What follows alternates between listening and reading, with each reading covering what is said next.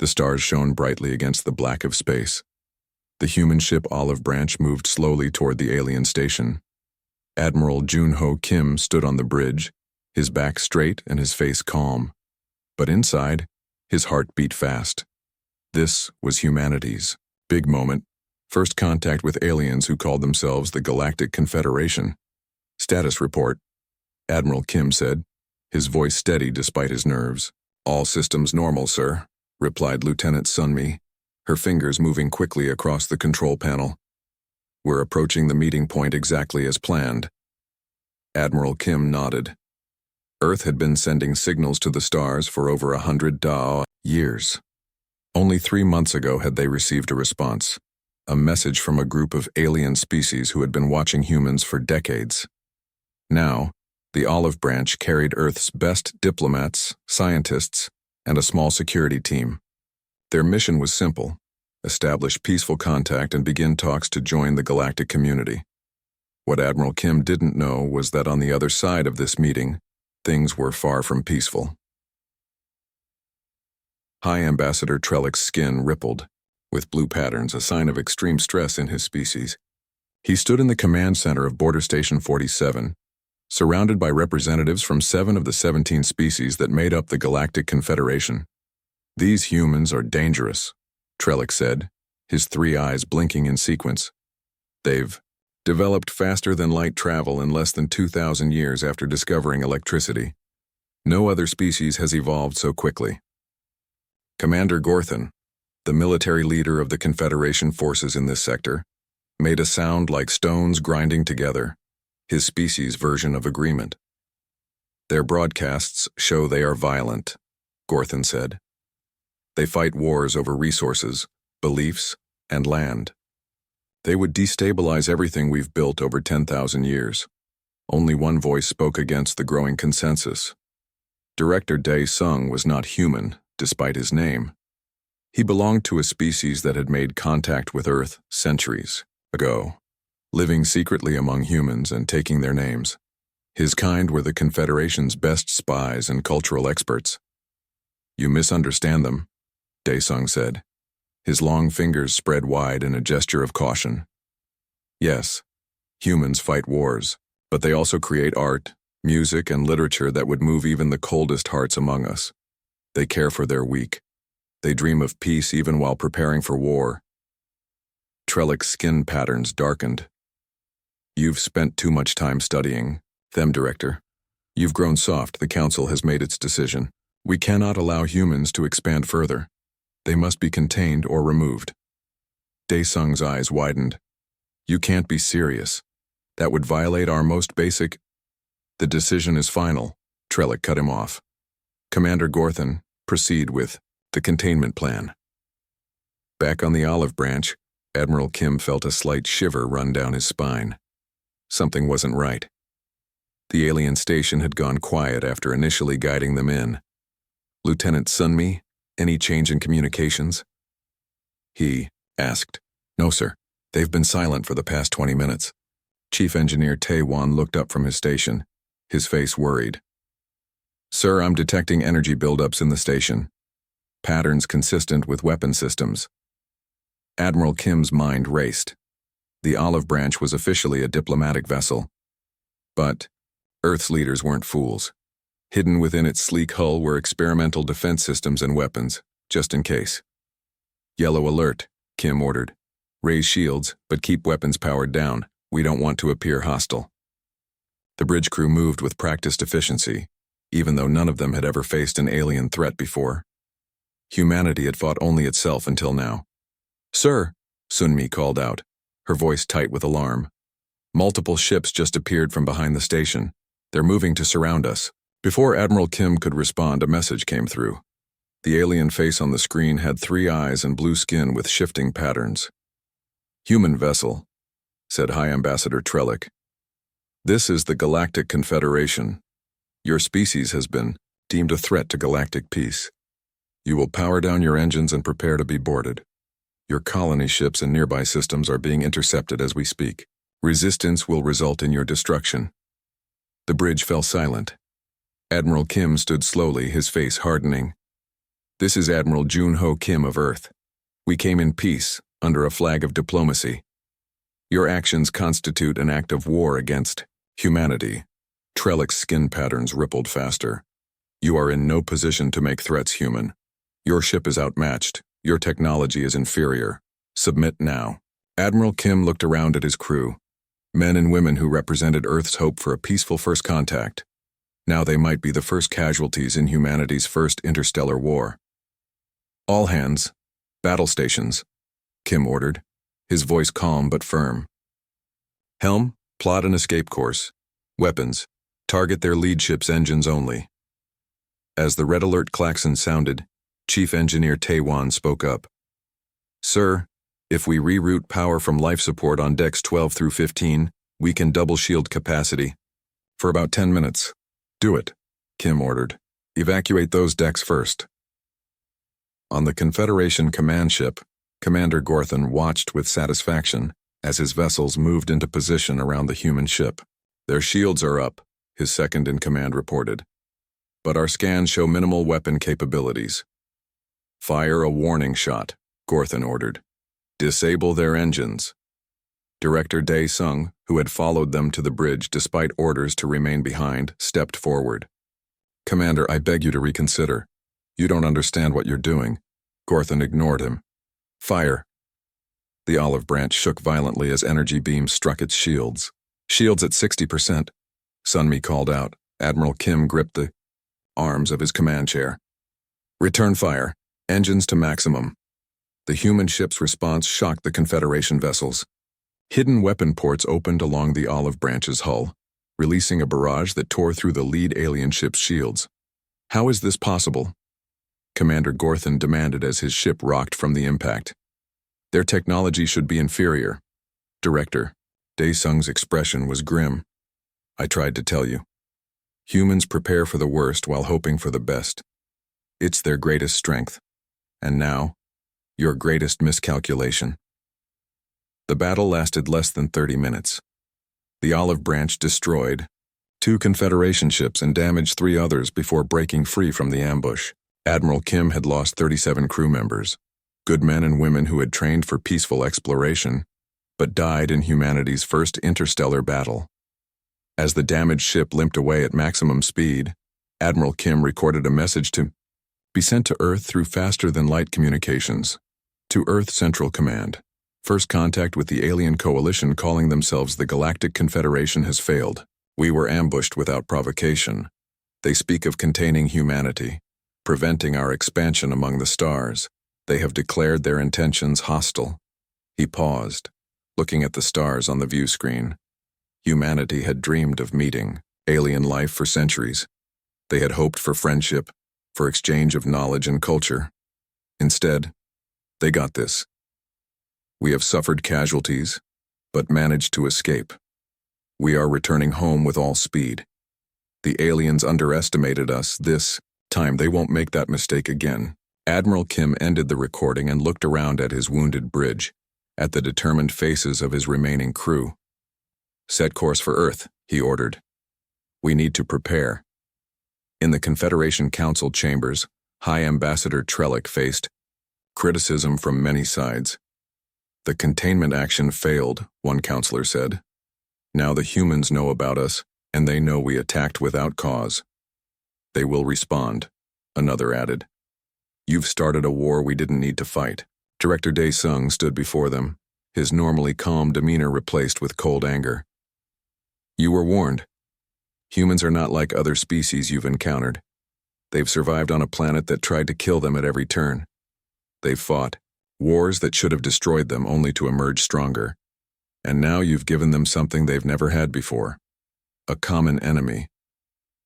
Trellick's skin had gone pale, the patterns barely visible. Then we must crush them quickly, before they can mobilize. Dae-sung shook his head slowly. It's already too late. The war has begun, and the galaxy will never be the same. 5 years had passed since first contact. 5 years of blood, fire, and stars going dark. The Galactic Confederation had expected a quick victory. They had more ships, more soldiers, and technology that had been refined over thousands of years. but they had never fought humans before. Colonel Hannah Park moved silently through the shadows of the alien space station. Her face was smeared with dark paint, making her nearly invisible in the dim emergency lighting. 4 other soldiers from her Ghost Division followed close behind, each carrying weapons that had been specially designed to fight the Confederation. "Control room is 50 meters ahead," she whispered into her comm unit. "Team 2, are you in position?" "In position at the power core," came the reply from Sergeant Tejo. "Ready on your mark." Hannah nodded, though no one could see it in the darkness. Ghost Division had become humanity's most effective weapon in this war. While Earth's main fleets engaged the Confederation in open battle, special forces like hers slipped behind enemy lines, striking where the aliens felt safest. "Begin the operation," she ordered. Supreme Military Commander Gorthon stared at the holographic map showing the current state of the war. 37 star systems that had once belonged to the Confederation now flew human flags. It made no sense. His forces outnumbered the humans 20-1. His ships were bigger, faster, and more heavily armed. Yet somehow the humans kept winning. Another supply convoy was destroyed near the Orion sector, his aide reported. Same pattern as before. No warning, no distress call. Just gone. Gorthon's rocky skin cracked slightly, a sign of extreme stress in his species. How? How are they doing this? The door to the war room slid open and Director Dae-sung entered. 5 years of war had changed him. He looked older, tired. The Confederation Council had kept him as an advisor, needing his expertise on humans, but they rarely listened to him. "You asked to see me, Commander?" Dae-sung said. Gorthon pointed at the map. "Explain this. Explain how a species that only achieved space travel a century ago is defeating the combined might of 17 advanced civilizations." Dae-sung walked to the map and studied it for a moment. "I've told you from the beginning. Humans think differently. They evolved on a planet where they were not the strongest or fastest creatures. They survived by outthinking their predators. But our technology is being adapted and turned against you," Dae-sung finished. "Every ship you lose, every piece of technology they capture, they study and improve upon. Humans are persistence predators. They don't give up." Gorthon smashed his fist on the table. "There must be a weakness. Every species has one." Dae-sung shook his head slowly. "Their weakness was their division. They used to fight among themselves constantly. But thanks to your attack, you've given them a common enemy. Now they are united as never before." Back on the Confederation space station, Colonel Hannah Park reached the control room. The door was locked, but that posed no problem. One of her team placed a small device on the control panel. 10 seconds later, the door slid open. Inside, 3 alien technicians turned in surprise. Before they could react, Hannah's team had subdued them using stun weapons, not lethal force. Earth's military leadership had been clear. Unnecessary killing would not be tolerated. Humans would not become the monsters the Confederation claimed. They were. "Secure them," Hannah ordered, then moved to the main control terminal. The alien technology had once been confusing, but 5 years of war had taught humans a lot. She plugged in a small device and began downloading the station's data. "Team 2 status?" she asked over the comm. "Charges set at the power core," Tejo replied. "But Colonel, we've found something else. There are civilian quarters in this station, at least 300 non-military personnel." Hannah frowned. Their intelligence had indicated this was a purely military installation. "Are you certain?" "Positive, ma'am. Families with children." Hannah made a quick decision. "Change of plans. Set the charges to damage, not destroy. We'll give them time to evacuate before the power core goes critical. That will alert them to our presence much sooner," her second-in-command warned. "I know," Hannah said firmly. "But we're not here to kill civilians. Set the timers for 30 minutes instead of 5. At Proxima Centauri, the largest space battle in human history was about to begin. General Junho Lee stood on the bridge of the Earth battleship Defiance, watching as his fleet of 200 ships took up defensive positions around the human colony. "Confederation fleet approaching," his tactical officer reported. Long range. Scanners show over 4,000 vessels. Junho nodded calmly. The odds were terrible, but he had a plan. Humans always had a plan. Is the Centauri maneuver ready? He asked. Yes, sir. All ships are in position, and the brown dwarf's gravity has been mapped precisely. Junho took a deep breath. What they were about to attempt had never been done. Before, it might not work, but if it did, signal all ships, he ordered. Operation Slingshot begins now. Back on the Confederation command ship, an alarm suddenly blared. Commander, an officer called out. We're detecting an energy surge from Station 12 in the Vega sector. Gorthon turned away from his argument with Daesung. What kind of surge? The power core is becoming unstable. And, sir, all the data in the station's computers is being wiped clean. Before Gorthon could respond, another officer spoke up. Emergency transmission from Station 12. They're evacuating. They report infiltration by human special forces. Daesung gave Gorthon a knowing look. Ghost Division. They strike from nowhere, take what they want, and disappear. This is the 14th installation they've hit this month. Gorthon's anger was visible in the cracks spreading across his stone-like face. How are they getting past our security? How are they moving undetected through Confederation space? Because you still don't understand them, Daesung said quietly. You think like a conqueror. They think like survivors. Colonel Hannah Park and her team were already aboard their stealth ship, moving away from the station as evacuation alarms blared behind them. The mission was a success. They had the data they needed, and they had damaged a key Confederation facility without taking a single life. Set course for rendezvous point, she ordered, and get that data transmitted to Earth Command as soon as we're clear. One of her team was studying a screen showing the station they'd just left. They're evacuating efficiently. Everyone should be clear before the power core fails. Hannah nodded, satisfied. Good. Remember, we fight to protect, not destroy. That's what makes us different from them. At Proxima Centauri, the human fleet was putting their desperate plan into action. They had positioned themselves between the approaching Confederation armada and a brown dwarf star, a failed star too small to begin fusion, but massive enough to have immense gravitational pull. All ships, initiate gravitational tethers, General Junho ordered. Human scientists had developed a way to temporarily manipulate gravity, creating corridors of warped space. Now, they were attempting to use the brown dwarf's natural gravity well as a weapon. Tethers active, his officer reported. Gravitational corridor forming. As the Confederation fleet approached, confident in their overwhelming numbers, they didn't realize they were flying into a trap. The humans had created a gravitational slingshot, using the brown dwarf's pull to accelerate debris from the system's asteroid belt. When the trap was sprung, thousands of asteroids accelerated to near relativistic speeds, tore through the Confederation fleet. Ships exploded by the hundreds as rocks the size of buildings punched through their hulls. It worked, Junho's tactical officer said in awe. Their fleet is in chaos. Junho watched the destruction grimly. There was no joy in his victory, only necessity. Signal all ships to engage. Target their command vessels first. On his command ship, now retreating from the disaster at Proxima Centauri, Commander Gorthon faced the Confederation Council via holographic communication. How could this happen? High Ambassador Trellick demanded, his skin almost white with shock. You lost over 3,000 ships to a force 20 times smaller. They used the star itself against us, Gorthon tried to explain. No species has ever weaponized stellar bodies before. It's unthinkable.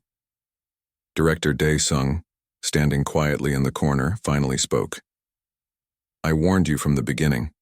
Humans don't fight by the rules you understand. They adapt. They improvise. And now they're winning. For the first time in 10,000 years, fear spread through the Galactic Confederation. They had started this war believing it would be an easy victory. Now they faced an enemy unlike any they had ever known, and they were beginning to realize their terrible mistake. The view from Lunar Command Center was both beautiful and terrible. Earth hung in space like a blue jewel. Around it, thousands of human ships formed a protective ring, Beyond them, blocking the stars, was the largest fleet ever assembled in the history of the galaxy.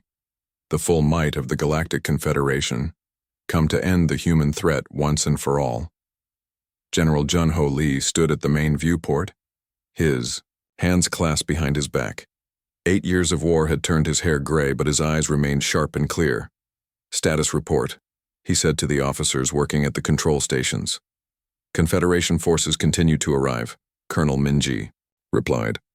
"Current count is at 15,000 ships, with more coming through their jump points every hour." Junho nodded. The situation was grim. Humanity had fought well, pushing the aliens back at every turn. But this time the Confederation had committed everything. They meant to end the war by destroying Earth itself. "Civilian evacuation status?" he asked. 70% complete, another officer responded. "Underground shelters are at capacity. The remaining population is being moved to the deep-sea habitats or the Mars colonies." Junho turned to the holographic display showing Earth's defense systems. After years of war, humans had built impressive protections for their homeworld: orbital, weapon platforms, minefields, and energy shields. But would it be enough against such overwhelming numbers? "Is Project Dome ready?" he asked. "Yes, sir. Dr. Subin Cho reports the system is operational, but untested on this scale." Junho took a deep breath. Project Dome was Earth's last line of defense, a planetary shield that would surround the entire planet. The technology was new, adapted from captured Confederation ships. If it worked, it might buy them enough time. "Tell all ships to prepare for battle," he ordered. "The Confederation will make their move soon." On the bridge of the Confederation flagship Eternal Dominion, Commander Gorthan reviewed the battle plan one final time. After 8 years of humiliating defeats, the Confederation Council had given him one last chance to defeat the humans. "All battle groups report ready," his second-in-command stated. "We outnumber the human fleet 40-1. Gorthan nodded, his stone-like face showing no emotion. "Begin the attack. Target their orbital defenses first, then their fleet. Once those are eliminated, we'll commence planetary bombardment." Director Daesung, who still served as advisor despite his opposition to the war, stepped forward. "Commander, I must once again urge restraint. A direct assault on Earth will only make the humans fight harder." Gorthan turned to him, anger cracking the surface of his rocky skin. "Your advice has been noted and rejected. The Council has spoken. Humanity is too dangerous to be allowed to exist in the galaxy. We will end this threat today." As the massive Confederation fleet began to move forward, Daesung shook his head sadly. "You still don't understand what you're facing," he murmured. Deep beneath the Pacific Ocean, in a research facility built into the ocean floor, Dr. Subin Cho worked frantically at her control panel. Around her, dozens of scientists and engineers monitored complex equipment. "Energy levels stable," one of them reported. "The shield generators are functioning within parameters." Subin nodded, but didn't look up from her work. While the shield project was important, it was only half of Earth's defense plan. The other half was her real work, a weapon that could turn the tide of the war. "Quantum entanglement network is online," she said, beginning synchronization with the captured Confederation communication relay. For years, Subin had been studying the Confederation's quantum communication technology, the system that allowed their ships to coordinate across vast distances. Now she had found a way to use it against them. "Ma'am," one of her assistants said urgently, "we're receiving reports that the Confederation attack has begun." Subin straightened up, her face determined. "Then we don't have much time. Activate Project Blackout." In space above Earth, the battle had fully erupted. Confederation ships fired energy beams and plasma torpedoes at Earth's defenses. Human ships responded with gravitational weapons and antimatter missiles. The darkness of space lit up with explosions and weapon fire. Despite being vastly outnumbered, the human fleet fought with incredible coordination. They used Earth's gravity to slingshot their smaller ships between the larger Confederation vessels, hitting them from unexpected angles. On the Eternal Dominion, Commander Gorthan watched with growing frustration as the initial assault failed to break through. They're using their planet's gravity well as a defensive advantage, his tactical officer explained. Our larger ships can't maneuver as quickly in the changing gravitational fields. Then use our numerical advantage, Gorthon ordered. Send in the second and third waves, overwhelm them with numbers. As thousands more Confederation ships joined the attack, it seemed only a matter of time before Earth's defenses would crumble. General Junho Lee watched grimly as human ships were destroyed one after another. His people fought bravely, but they couldn't hold out forever against such numbers. Sir, Colonel Minji called out, Earth's orbital defenses are down to 60% capacity. Several shield generators have failed. Junho nodded. It's time. Contact Dr. Cho. Tell her to deploy Project Blackout immediately. In her underwater facility, Subin received the order. Activating now, she said, and pressed her hand against the final authorization scanner. The technology she had developed was elegant in its simplicity.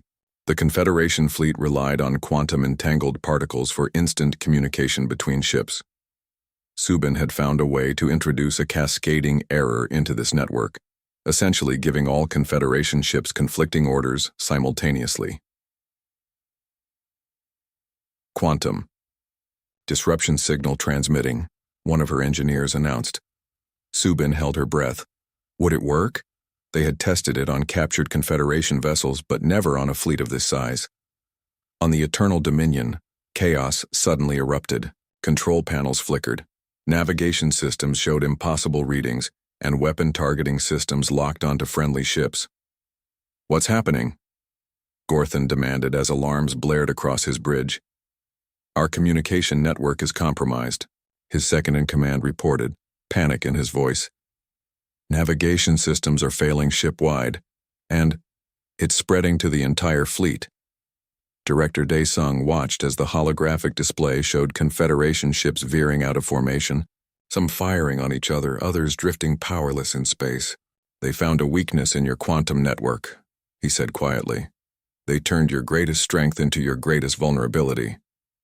Gorthon stared in disbelief as his mighty fleet fell into disarray. Thousands of ships, suddenly unable to coordinate, became easy targets for the smaller but still functional human vessels. Order a retreat, he finally said, his voice hollow with defeat. We can't, sir, came the reply. The communication network is down. We can't send orders to the fleet.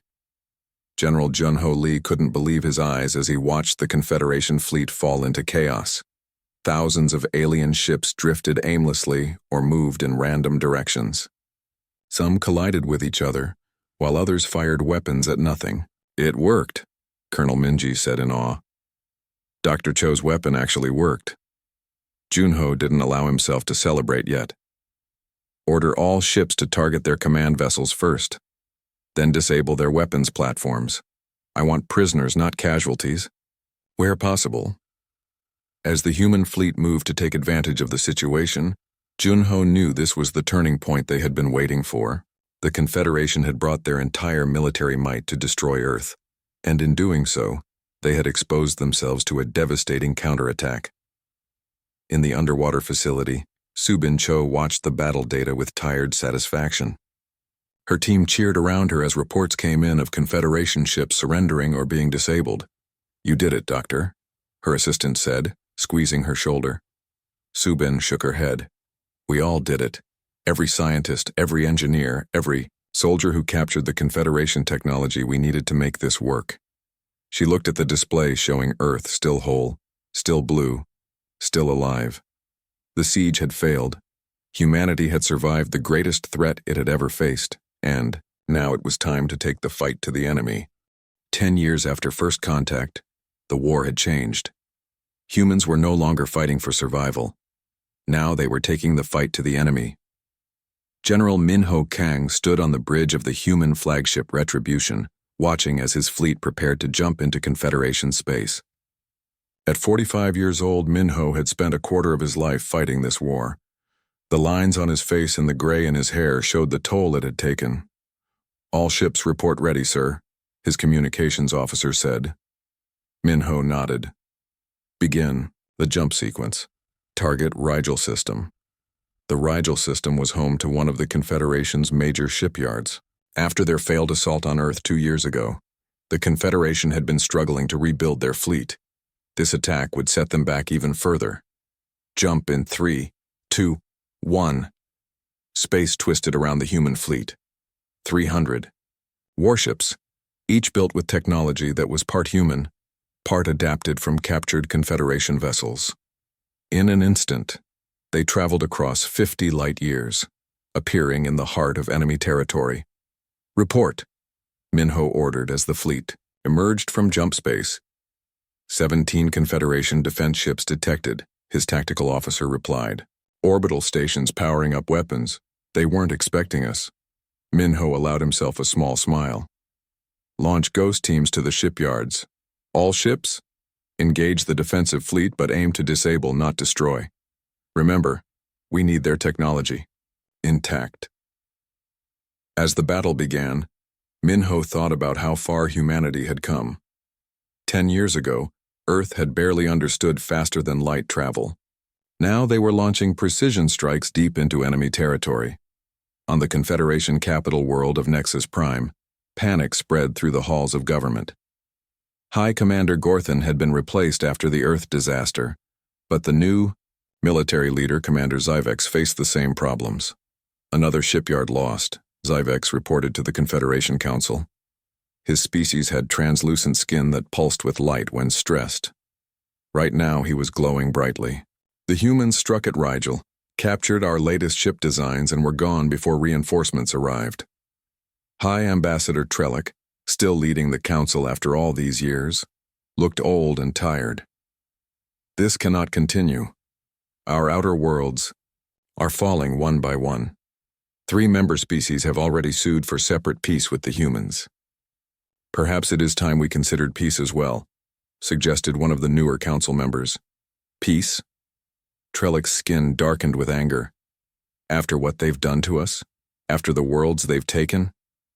After what we did to them, corrected Director Daesung, who had somehow maintained his advisory position despite a decade of being right about humans.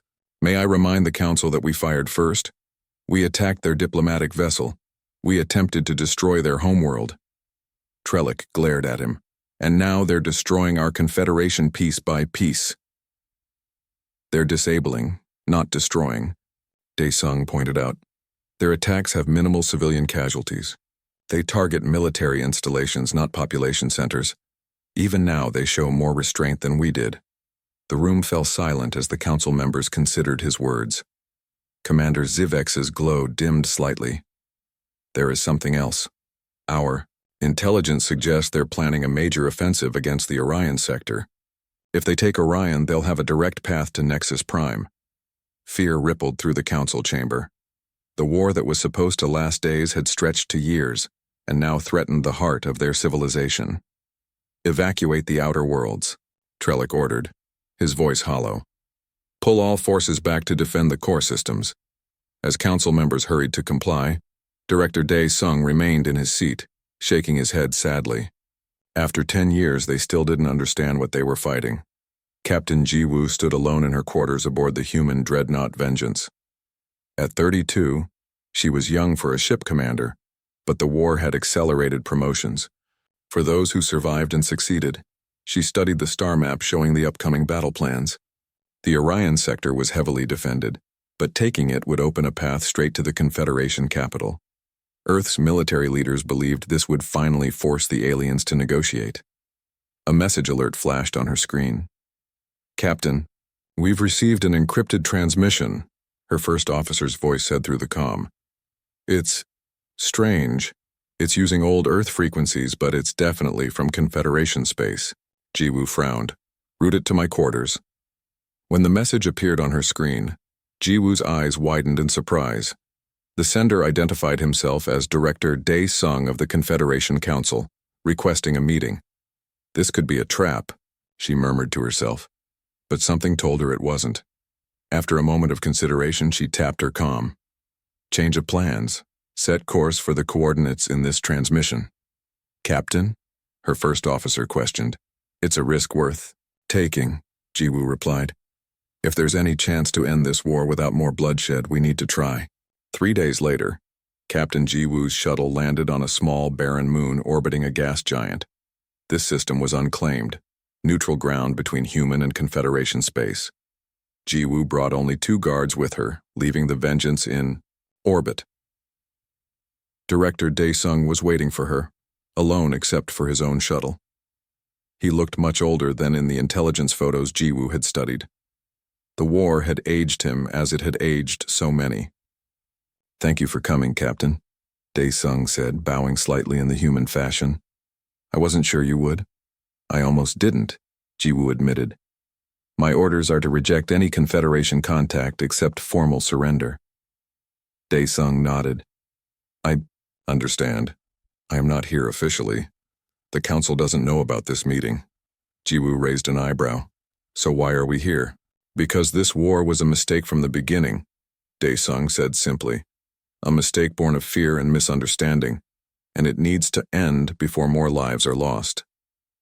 He activated a small device which projected images into the air between them, pictures of the initial attack on the human diplomatic vessel, internal Confederation documents, military plans. "The attack on your ship was never authorized by the full Council," Dae-sung explained. "A faction led by Trellick feared humanity's potential. They saw how quickly you advanced and decided you were a threat that needed to be eliminated." Jiwoo studied the documents, her face hard. "You're saying the war that has cost millions of lives started because some of your leaders were scared of us?" "Yes," Dae-sung admitted. "They didn't understand humans, they still don't, but I do. I've studied your species for centuries. You're different from any race we've encountered, adaptable, resilient, creative. When threatened, you become more dangerous, not less." Jiwoo couldn't argue with that. Humanity had advanced more in 10 years of war than they might have in a century of peace. "What are you proposing?" she asked finally. "A path to peace," Dae-sung said. "I can give you the defensive plans for the Orion sector. Your forces can break through with minimal casualties on both sides. Once you have a clear path to Nexus Prime, the Council will have no choice but to negotiate." Jiwoo stared at him. "You're betraying your own people." Dae-sung shook his head. "I'm saving them. This war will destroy the Confederation if it continues. 17 species who lived in peace for millennia, now facing extinction because of one terrible mistake." He held out a data crystal. "Take this, to your leaders. It contains everything you need to end this war with as little bloodshed as possible." Jiwoo hesitated, then took the crystal. "I'll need to verify this information." "Of course," Dae-sung agreed. "And when you do, remember, not all of us wanted this war. Many of us admire humanity despite everything that's happened." As Jiwoo prepared to leave, she turned back to the alien who had risked everything for peace. "Why did you choose me?" "For this meeting? There are admirals and generals with more authority." Dae-sung smiled slightly. "Because your record shows you fight to win, but you also show mercy when possible. The Confederation needs to surrender to someone who won't demand our destruction." Jiwoo nodded slowly. "I'll deliver your message, but I can't promise what Earth will decide." "All I ask is a chance for peace," Dae-sung said. "The rest is in your hands." Back on the Vengeance, Jiwoo had the data crystal analyzed. It was genuine, detailed. Defense plans for the Orion sector, communications protocols, even contingency plans. "This is everything we need," her intelligence officer confirmed. "With this, we could break through their defenses with minimal losses." Jiwoo stared at the star map, thinking of all the lives that had been lost, and all that might yet be saved. "Contact. Earth Command," she ordered. "Priority message for General Kang. Tell him I may have found a way to end this war." 15 years after first contact, the war was finally over. The Treaty of Luna was being signed in the same place where humanity had first reached the moon, a symbolic choice that wasn't lost on anyone present. Chancellor Hyun-ki Park of Earth stood tall as he faced the representatives of the former Galactic Confederation. At 60 years old, he had been a junior diplomat when the war began. Now, He represented all of humanity at this historic moment. Today marks the end of a conflict that should never have happened, Hyun-Ki said, his voice calm but carrying authority, and the beginning of a new era for all our peoples. The Great Hall was filled with delegates from both sides. Humans in their formal military uniforms stood across from the varied forms of the 17 alien species. The air was tense but hopeful. Hi. Ambassador Trellick was no longer present. He had taken his own life when the Confederation capital fell 6 months ago. In his place, a new leader had emerged, Ambassador Lorith, who had been among the first to call for peace. We accept the terms offered by humanity, Lorith said, her voice translated by devices so all could understand, and we acknowledge the mistakes of the past. The terms were harsh but fair. The Galactic Confederation would cease to exist as a political entity. In its place would rise the Galactic Concord, a new organization where humans would hold permanent seats on the High Council alongside representatives from the former Confederation worlds. As Hyun-Ki and Lorith pressed their hands to the treaty document, recording their biometric signatures for posterity, applause broke out among the delegates. The war that had cost billions of lives across hundreds of worlds was officially over. Director Dae-sung, now serving as the first non-human ambassador to Earth, watched the ceremony with mixed emotions. He had worked for this moment for years, but the cost had been immeasurable. After the formal signing, he approached Captain Jiwoo, now Admiral Jiwoo after her role in ending the war. "It is good to see you again, Admiral," Dae-sung said, bowing slightly. Jiwoo returned the bow. "And you, Ambassador. Your information proved accurate. The Orion offensive succeeded with minimal casualties on both sides." Dae-sung nodded. "And now we have peace. Though I wonder if my people truly understand why they lost." "What do you mean?" Jiwoo asked. "The Confederation had more ships, more advanced technology, and the combined knowledge of 17 species spanning millennia," Dae-sung explained. "By all logic, you should have been defeated quickly. My colleagues still don't fully grasp why you weren't." Jiwoo considered this. "And you think you do?" "I believe so," Dae-sung said. "Humans evolved on a world that tried to kill you at every turn. You faced predators, natural disasters, disease, and conflict with each other. You never had the luxury of peace that my people enjoyed for thousands of years." He gazed out at the Earth, visible through the dome of the lunar facility. "When we attacked you, we awakened something terrible and wonderful, humanity's full potential. You adapted our technology, improved upon it, and turned our own strengths against us. But more than that, you never gave up, even when victory seemed impossible." Jiwoo nodded slowly. "We couldn't afford to give up. Earth was our only home. And that is the lesson the galaxy has learned," Dae-sung said. "Never corner an opponent who has nowhere to retreat." 3 months after the treaty signing, the first session of the new Galactic Concord convened on neutral territory, a space station constructed at the midpoint between Earth and the former Confederation capital. Chancellor Hyun-Ki took his seat at the circular table, joined by 5 other human representatives. Around them sat delegates from all 17 former Confederation species. "This council is now in session," announced the elected chairperson, a neutral AI created jointly by human and alien scientists as a symbol of their new cooperation. The first item on the agenda was the establishment of trade routes between human and alien worlds. Despite 15 years of war, both sides needed each other now. Humans had resources the aliens needed, and the aliens had knowledge humans craved. "Earth proposes open trade corridors through these systems," Hyun-Ki said, highlighting several star maps, "with joint security patrols to ensure safe passage for all ships."